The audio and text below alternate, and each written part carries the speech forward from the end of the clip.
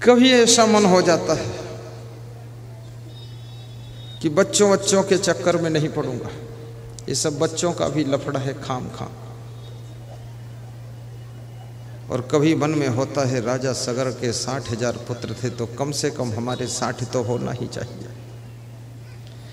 सरकारें परेशान हैं, जितनी रोड की चौड़ाई बढ़ाती है उससे ज़्यादा लोग जनसंख्या बढ़ा देते हैं। सरकार जितना मजबूत पुल बनाती है उससे ज़्यादा ओवरलोड उस पर निकलते हैं, पुल धंस जाता है। और सरकार जितने शौचालय बनाती है उससे ज़्यादा टट्टी करने वाले पैदा हो जाते हैं। सरकार को भी फेल कर दिया हिंदुस्तान की जनता ने। और हमारे देश की सरकारें भी बहुत अच्छी हैं, मज़ेदार है। तुम्हारे खाना से लेकर दवा खाना तक, दवा खाना से लेकर पाखाना तक, और पाखाना से लेकर मरना तक सब इंतजाम सरकार करती है। तीर्थ यात्रा भी सरकार कराती है कि तीर्थ में जाओ, गंगा नहाओ, जमुना नहाओ, चारों धाम देख लो, उधर ही तर जाओ, उधर ही मर जाओ, लौट कर मत आओ हिंदुस्तान में दुष्टों, तीर्थ में जाओ, उधर ही खत्म हो जाओ। सरकार तीर्थ नहाने भेजती, किराया भाड़ा देती है। लेकिन सरकार कोई काम करती है तो व्यर्थ में नहीं करती, अपने स्वार्थ में करती है। सरकार राशन का प्रबंध भी करती है, खाने पीने का प्रबंध करती है, स्कूलों में खाने पीने का प्रबंध। और जिस देश की सरकार खाने पीने का प्रबंध करने लग जाए उस देश के लोग आलसी, निकम्मे और निठल्ले हो जाते हैं, उस देश के लोग कोढ़िया हो जाते हैं, उस देश के लोग अपनी प्रतिभा का कभी चमत्कार कर ही नहीं पाते। तुम सोचते हो सरकार हमको मदद कर रही है, सरकार तुमको कोढ़ी बना रही है। कोढ़ी बनकर पड़े रहो, भिखमंगा बन जाओ। और धिक्कार है उस मनुष्य को, चिड़िया भी कोटे का राशन नहीं लेती है, वो भी दिन भर दाना चुन करके पेट भर लेती है। पशु पक्षी भी अपना पेट पालन कर लेते हैं। लेकिन इतना बुद्धिमान इंसान होते हुए, इतना कर्मयोगी इंसान होते हुए, इतना सेटिंग मैनेजमेंट अरेंजमेंट करने वाला इंसान, इतना वेल क्वालिफाइड एजुकेटेड इंसान, और वो आदमी 10 किलो चावल के लिए लाइन में लगा हुआ है और सरकार के सामने हाथ फैला रहा है कि थोड़ा गेहूं दे दो।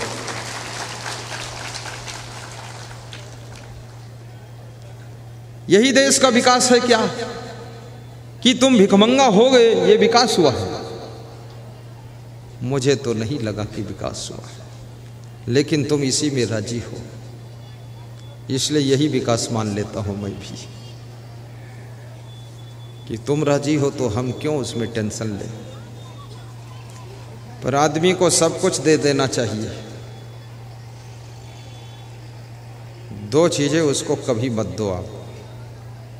वो आदमी अपनी प्रतिभा का प्रयोग करेगा, वो आदमी योग्य बनने के लिए तैयार होगा। नंबर 1, आदमी को भोजन नहीं देना चाहिए। जब भूख लगेगी तो तलाश में जुट जाएगा, क्या खाऊं, क्या करूं। नंबर 2, आदमी को कपड़ा बिल्कुल मत दो पहनने के लिए, नंगा घूमने दो इस बैल को। ये 2 चीज़ें तुम नहीं दोगे, ये शर्मिंदा होकर, परेशान होकर काम करना शुरू कर देगा। और जिस देश के लोग काम करना शुरू कर देते हैं, जिस घर के लोग टोटल टू टोटल काम करते हैं, जिस आश्रम के साधु टोटल खूब काम करते हैं, वो आश्रम गरीब नहीं रह सकता है, वो देश गरीब नहीं रह सकता है, वो लोग गरीब नहीं रह सकते हैं। उनको फिर किसी को देने की जरूरत नहीं है, वे स्वयं देने लायक बन जाते हैं और दूसरों की सेवा करने लग जाते हैं।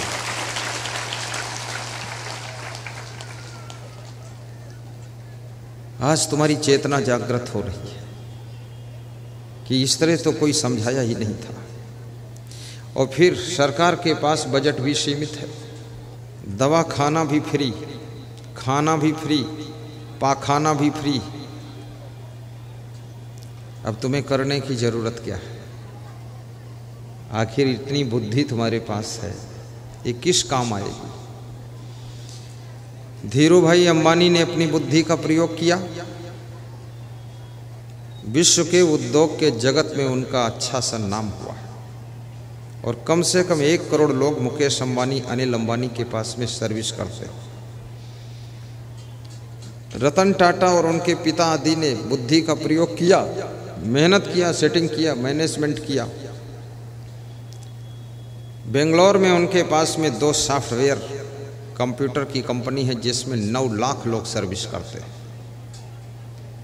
Tata Indicom, Tata tin shed, Tata truck जिसमें करोड़ों लोग सर्विस करते हैं। जब तुम अपनी बुद्धि का सही प्रयोग करते हो, जब तुम अपनी ऊर्जा का सही प्रयोग करते हो, जब तुम अपने माइंड का और नेत्रों का सही प्रयोग करते हो, हाथों की मेहनत का सही प्रयोग करते हो, याद रखना तुम अपनी बुद्धि से ऐसे कार्य करके दिखा देते हो कि लाखों करोड़ों लोग तुम्हारे दिमाग से पैदा हुई रोटियों को खाकर आनंद करते हैं, उनके भी परिवार पलते हैं, उनको काम मिल जाता है, उनको नौकरी मिल जाती है। जब सरकार का पैसा इन चीजों में खर्च हो जाएगा तो सड़कें कैसे बनेगी? सड़कों में गड्ढे शुरू हो जाएंगे, सड़कों की चौड़ाइयां कैसे बढ़ेगी?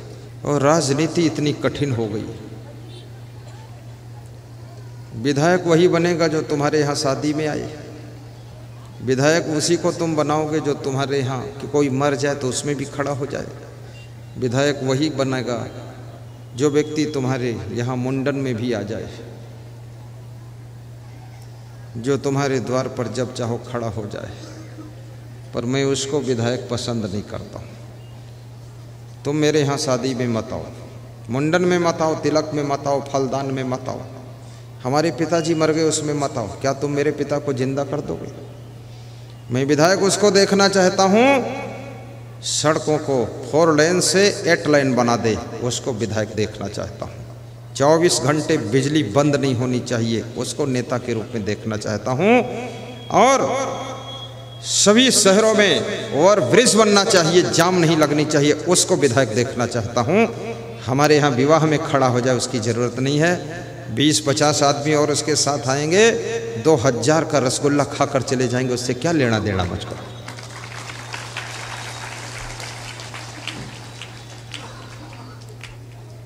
और सभी नेताओं को तुम अपने घर पे खड़ा रखोगे, विवाह में खड़ा रखोगे तो ये काम कब करेंगे? ये जिस काम के लिए इनको चुना गया वो काम करने दीजिए। जैसे आप मुझको इधर उधर घुमाते रहे तो मैं प्रवचन कब करूंगा?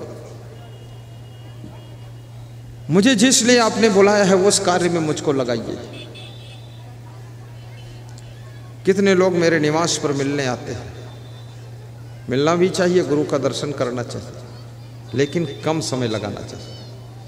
कितनी महिलाएं वो पैर पकड़ लेती हैं, उसको पहले आंख में लगाती, फिर नाक में लगाती, फिर मस्तक में लगाती, और 5 मिनट बाद दोबारा आती, फिर लगाती है। तो मैंने कहा जब दाल पक गई है और फिर उसको चूल्हे पर चढ़ाओगे तो जल जाएगी।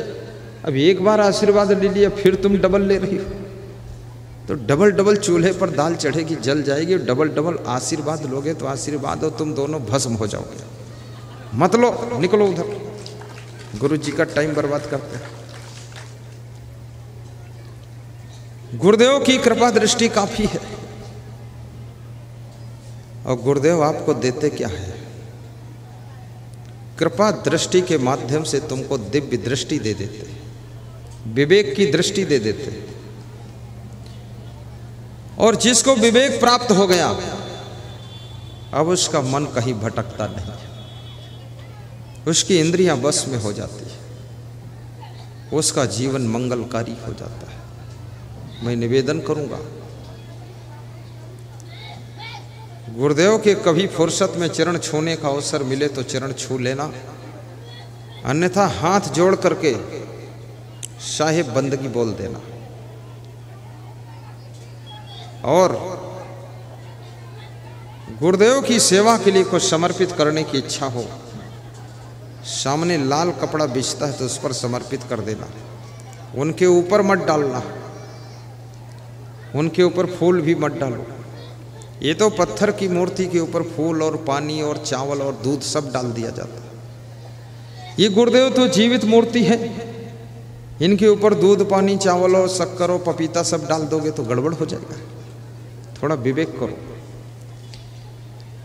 और गुरुदेव की वाणी ध्यान से सुनो। धीरे धीरे सुनते सुनते जब तुम्हारी श्रद्धा बढ़ जाएगी, आशीर्वाद मिलना शुरू हो जाएगा। अभी मेरे पास में मुजफ्फरपुर से फोन आया था, बोले गुरुदेव से बात कराओ। तो मैंने कहा मैं गुरुदेव ही बोल रहा हूँ। बोले तुम गुरुदेव नहीं हो, तुम कोई और देव हो। तो मैंने कहा मैं गुरुदेव हूँ। बोले आप गुरुदेव कैसे हो? आप प्रवचन में जब बोलते हो, प्रवचन करते हो तो वो आवाज़, वो बुलंदी कुछ अलग रहती है। हमने कहा अर्जुन जब महाभारत युद्ध करता है तब धनुष बाण चलाता है बुलंदी से, घर में थोड़े चला देगा।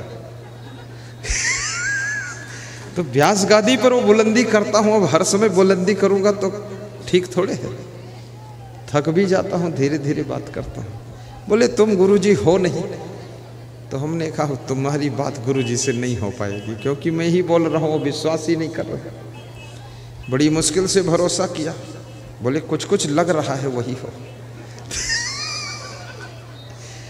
फिर बोला मेरा नाम रमाशंकर है। हमने कहा अच्छी बात। बोला मैं बेहद गरीब हूं गुरुदेव,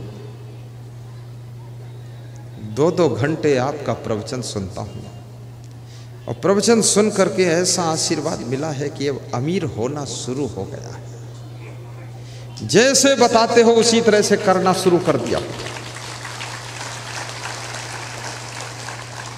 और जिंदगी की लास्ट तमन्ना यही है कि एक बार तुम्हें बुलाकर प्रवचन करा दूं, बस यही तमन्ना है। गरीब लोगों के अंदर भी ये तमन्ना हो रही है, अमीरों के अंदर भी तमन्ना हो रही है। अभी ये सुधीर निदेशक गुरु मेहीदास स्कूल के गुरुकुल के मालिक कह रहे थे कि अभी तुम फिर आओगे यहाँ और अच्छी तरह अगली बार करेंगे, हम भी भिड़ेंगे। सबके मन में भाव होता है कि ये गुरु जी को बार बार बुलाऊं, खगड़िया जिले में खूब सत्संग कराऊं। और ऐसी अगर तुम्हारी भावना है, निश्चित तुम्हारी उन्नति भी होगी, तुम धनवान भी बनोगे और ये लक्ष्य तुम्हारा एक दिन जरूर पूरा होगा।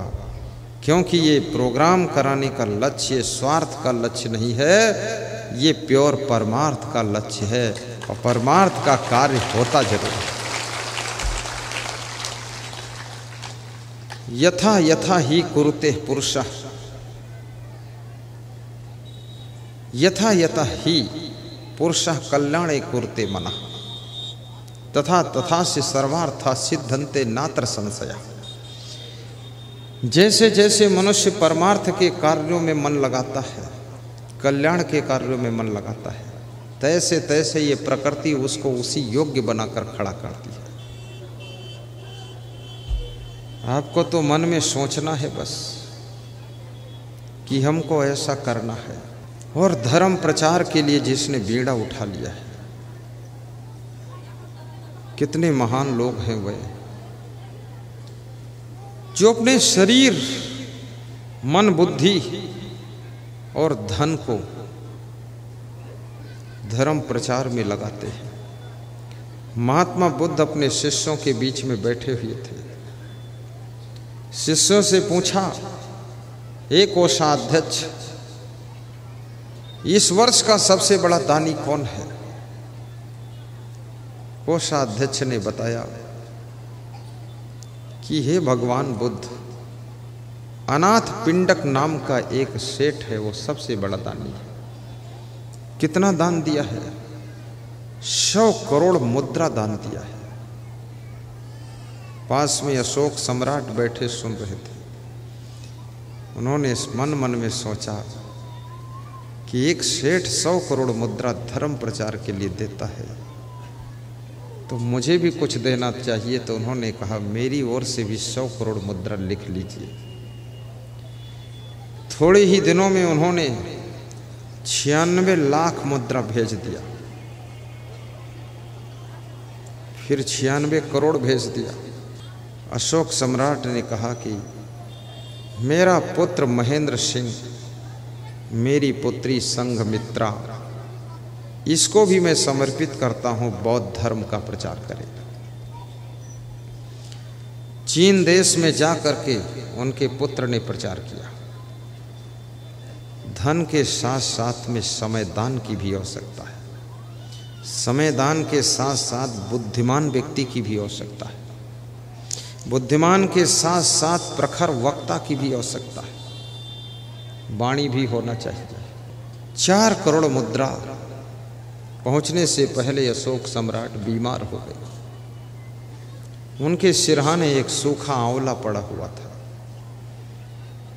अपने मंत्री से कहा, यह आंवला ले जाओ, बुद्ध के चरणों में भेंट कर देना और कह देना एक सूखे आंवले को ही 4 करोड़ मानकर स्वीकार करें और मेरे दान के संकल्प को पूरा समझ करके मुझे आशीर्वाद प्रदान करें। क्योंकि अब शरीर कमजोर हो चुका है, अब ये संसार में छोड़ना चाहता हूं। सभी को एक दिन संसार छोड़ना पड़ता है। अच्छा करके छोड़ो तो छोड़ना है, बुरा करके तोड़ो छोड़ो तो छोड़ना है, कुछ भी ना करो तो भी छोड़ना है। इस शरीर से खूब काम ले लो तो भी शरीर की मृत्यु होना है। इस शरीर को पालतू कुत्ते की तरह खूब खिला खिला कर तंदुरुस्त बनाओ, कुछ काम न लो तो भी मृत्यु होना है। और इस शरीर से सत्कर्म कर लो, सदाचार कर लो, शुभ कर्म कर लो, इस शरीर से पुण्य परोपकार कर लो, धर्म प्रचार कर लो, तो भी ये शरीर छूटता है। और इससे पाप कर लो, अधर्म खूब करो, तो भी इस शरीर की मृत्यु होती है।